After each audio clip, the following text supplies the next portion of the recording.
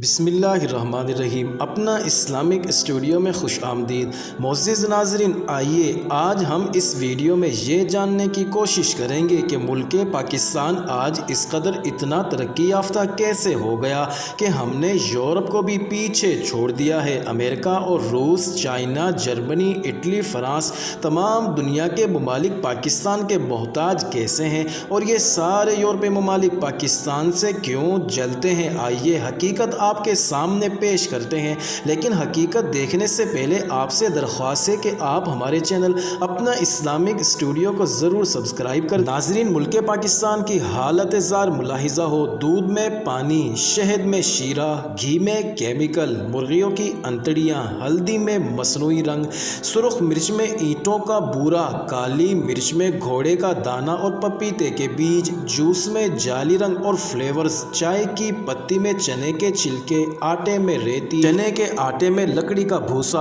پھلوں میں میٹھے انجیکشن، سبزیوں پر رنگ، پیٹرول میں گندا تیل، بچوں کی چیزوں میں زہر آلود میٹیریل، بکرے کے گوشت کو پانی کے انجیکشن لگا کر وزن زیادہ کرنا، بھینس کو دودھ بڑھانے کے ٹیکے لگانا، شوارمے کے گوشت میں مرے ہوئے کتے اور چوہے، شادیوں میں مری ہوئی مرغیوں کا گوشت، جھوٹ بول کر گدھے کا گوشت کھلایا جانا، منرل واٹر میں نلکے کا پانی، موبائل مارکیٹ میں جعلی اور کاپی فوم، جعلی صابن، جعلی صرف، جعلی شیمپو، مگر سب اوریجنل ٹیگز کے ساتھ، 2 نمبر ادویات اصلی پیکنگ میں، ہسپتالوں میں جعلی ڈاکٹرز، بازاروں میں بدنگاہی اور جھگڑے، امتحانات میں نقل، مسلمان لڑکیوں کے ہاتھ میں قرآن پاک کی جگہ فحش ڈائجسٹ، ناپ تول میں کمی، دوستی میں خود غرضی، محبت میں دھوکہ، ایمان میں منافقت، نوکری میں ناجائز سفارش اور رشوت، بجلی میں ہیرا پھیری، بے ریش چہرے، بے نمازی پیشانیاں، خواتین کے کسے ہوئے کپڑے اور ننگے لباس،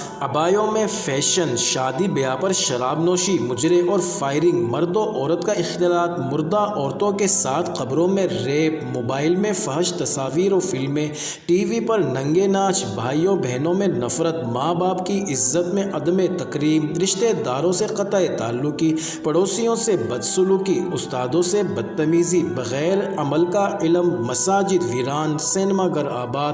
میاں بیوی میں نفرت، بچوں پر سختی، غربت کی آزمائش میں چوری، امیری میں تکبر، اپنے علم پر غرور، روزی میں حرام کی آمیزش، جھوٹ نیکی سمجھ کر بولنا، ڈکیتی، فراڈ، دھوکہ، عبادت میں ریاکاری، ایک بے سمت ہجوم، ایک ایسا ریوڑ جو 7 عشروں میں بھی اپنی درست سمت کا تعین نہ کر سکا۔ ان تمام باتوں کے بعد حیرت زدہ و حیرت کدہ ہوں کہ ہم صرف حکمرانوں کو غلط کہتے ہیں۔ کیا آپ نے نہیں سنا کہ ظالم و جابر حکمران کب اور کیوں مسلط ہوتے ہیں؟ کیا ایک پل کو ذہن و دل نے یہ سوچا یا محسوس کیا کہ ہم خود کتنے نیک ہیں، پھر کہتے ہیں کہ دعائیں قبول نہیں ہوتی؟ یہی ملک پاکستان کی اور ملک پاکستان کے باسیوں کی قسمت اور یہی حقیقت ہے۔ کاش یہ حقائق ہماری آنکھیں کھول دیں۔ معزز